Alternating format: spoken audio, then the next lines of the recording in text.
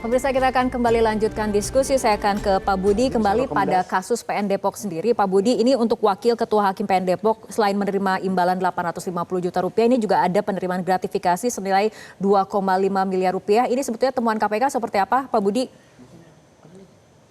Ya, Mbak Fitri. Jadi dari peristiwa tertangkap tangan ini, KPK juga mendapatkan data dari PPATK bahwa diduga ada penerimaan lain oleh saudara BBG, di mana penerimaan itu diduga berasal dari penukaran falas, ya, sehingga itu juga akan terus kami tracing, karena tentu kita akan berpadankan dengan profil yang bersangkutan, mengapa ada penerimaan tersebut.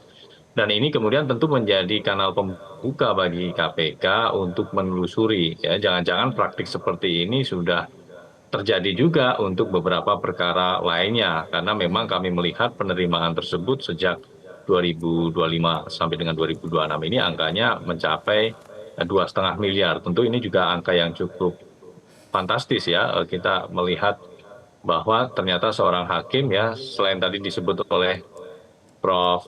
Gultom, ya, dengan gaji yang cukup besar, nyatanya masih tergoda juga untuk melakukan korupsi. Nah, dalam hal ini juga terkonfirmasi dengan adanya dugaan penerimaan gratifikasi tersebut.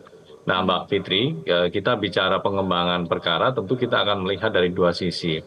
Sisi PN Depok dan juga sisi PTKD yang merupakan ekosistem di Kementerian Keuangan.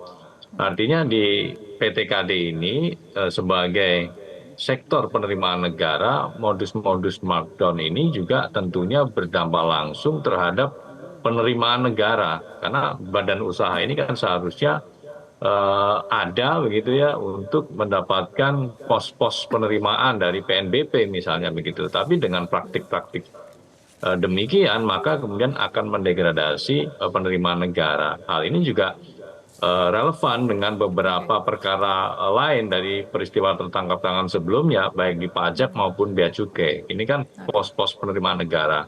Semuanya modusnya adalah markdown, artinya uang negara yang seharusnya bisa masuk ke dalam APBN karena adanya dugaan tindak pidana korupsi ini, maka kemudian terdegradasi. Nah, ini kemudian akan nyundul juga soal tax ratio untuk yang kasus pajak, kemudian untuk APBN secara keseluruhan kita bicara soal defisit fiskal. Nah, ini kan dampaknya cukup luas, sehingga kami berharap setiap penindakan perkara yang KPK lakukan menjadi momentum, menjadi pemantik untuk yuk kita sama-sama lakukan pembenahan.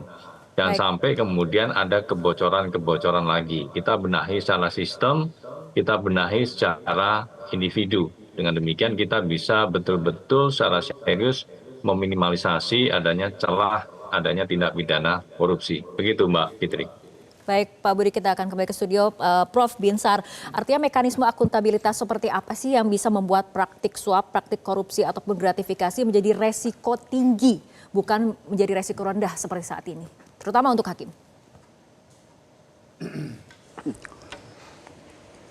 Ini yang pasti, ya, dengan tertangkapnya Ketua Pengadilan Negeri dan Wakil Ketua Pengadilan Negeri Depok, bukan hanya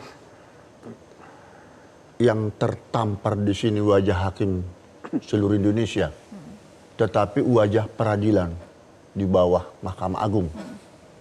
Jadi risiko yang tertinggi di sini itu dengan adanya peristiwa penangkapan ini, kan ini otomatis mengurangi kepercayaan, trust dari publik, ya.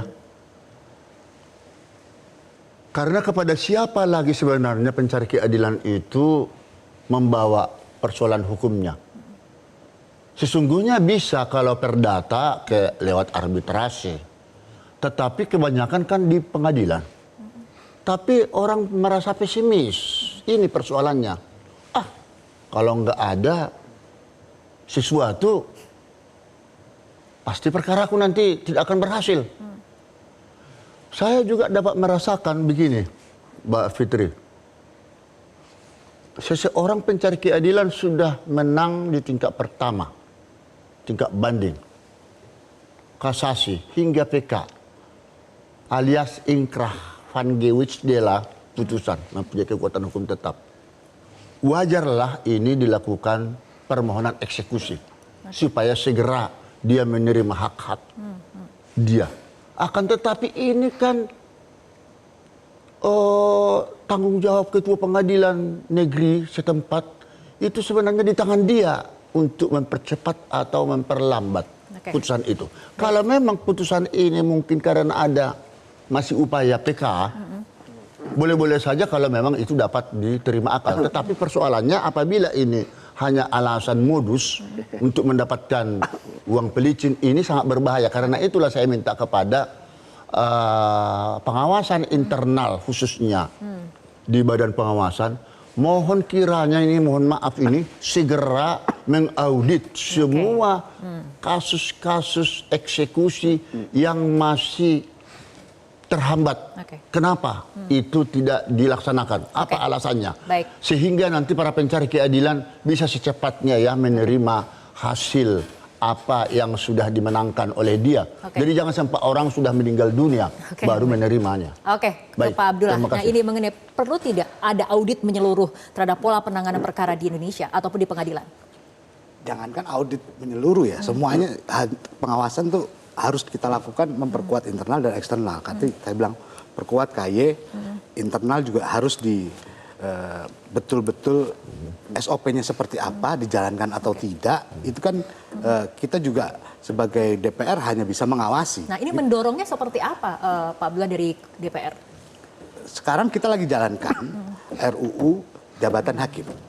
Ya, kemarin kita panggil Mahkamah Agung, ketuanya yang hadir, beliau nggak hadir. Nah, ini kan dilema juga. Yang hadir siapa? Yang hadir dari Mahkamah Agung, sekretaris pengawas siapa lupa saya. Nah, ini kan dilema juga. Ketika ada kasus misalkan, kita kan nggak bisa manggil hakimnya. Kita hanya bisa merekomendasikan ke Mahkamah Agung bahwa terjadi masalah di sini, kan rekomendasi. Tapi nggak bisa intervensi dipanggil hakimnya. Itu dikira kita intervensi keputusan hakim.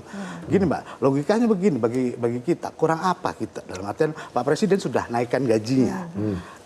KUHAP baru untuk menjaga independensi, untuk menjaga objektivitas hakim.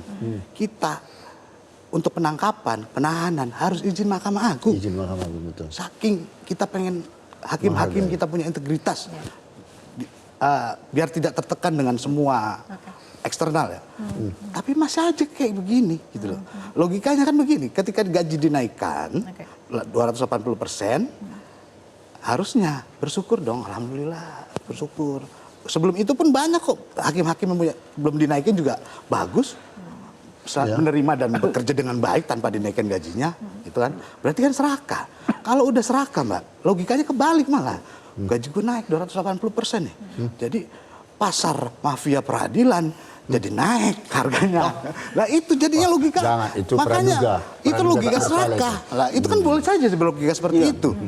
Nah, ini logika sesat yang memang ketika memang orang sudah tersesat pada keserakahan. Oke, kembali pada mentalitas dan juga ekosistem ya Mas Yudi ya? Iya, betul. Iman, takut akan Tuhan. Oke, Mas Jadi Yudi. apakah kemudian tidak akan ada OTT lagi dan sebagainya? Saya pikir masih ada. Sekarang mereka paling hanya tiarap dulu sebentar. Memang kebutuhan gaya hidup dan rakus ini memang selalu menjadi batu sandungan dalam upaya kita mencegah korupsi. Kalau misalnya, jadi orang-orang seperti ini ya memang harus ditangkapi, nggak cukup dengan pencegahan saja. Kalau pencegahan itu kan terhadap orang-orang yang baik dan mau berubah. Tapi kalau orang-orang ini tidak, mereka yang halal mau diambil, ya kan, yang haram pun diembat. Jadi semuanya menang banyak dia bahasanya. Tapi sekali lagi Mbak, bahwa tentu bersih-bersih peradilan ini tanggung jawab kita bersama. Dan juga yang menarik, saya berharap bahwa whistleblower di peradilan itu ada.